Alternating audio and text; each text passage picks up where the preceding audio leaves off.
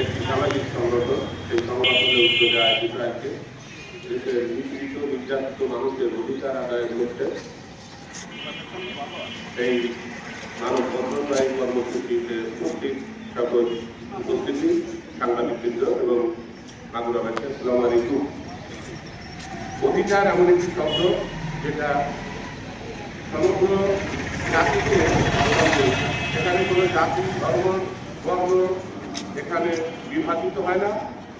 দেশের বা বিশ্বের সকল মানুষের যে নাগরিক অধিকার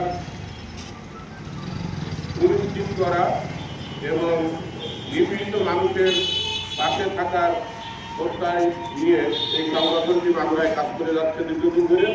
আমি এই সংগঠনের যারা দায়িত্বে আছেন আমি তাদেরকে ধন্যবাদ জানাচ্ছি।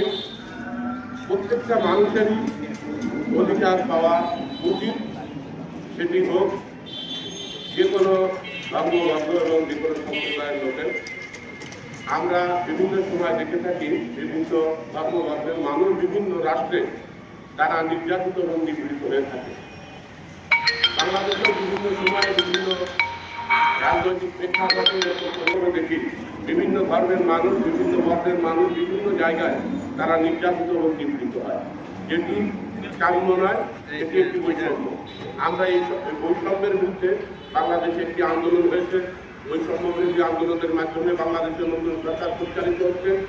সেই সুবাদে আমরা প্রত্যাশা করি, বর্তমান সরকারের কাছেও যেমন প্রত্যাশা করি, আমরা বিশ্ব নেতৃবৃন্দের কাছেও প্রত্যাশা করি সারা বিশ্বের কোনো মানুষ যেন বৈষম্যের শিকার না হয়, নিপীড়ন এবং নির্যাতনের শিকার না হয়, সেদিকে সকল রাষ্ট্রের রাষ্ট্রই যারা পরিচালনা করেন তাদের কাছে আমরা বিনীত অনুরোধ জানাই।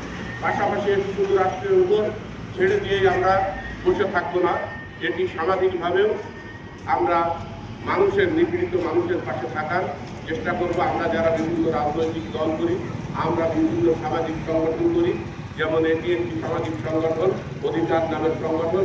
এরকম সমাজের বিভিন্ন শ্রেণী পেশার মানুষ নিপীড়িত নির্যাতিত মানুষের পাশে এসে দাঁড়ানো, এই প্রত্যাশা ব্যক্ত করে আমরা সারা বিশ্বে একটি সুন্দর শৃঙ্খল মানব জাতির পরিবেশ, বসবাসযোগ্য পরিবেশ সৃষ্টি হোক, এই প্রত্যাশা ব্যক্ত করে আমি আমার বক্তব্য শেষ করছি।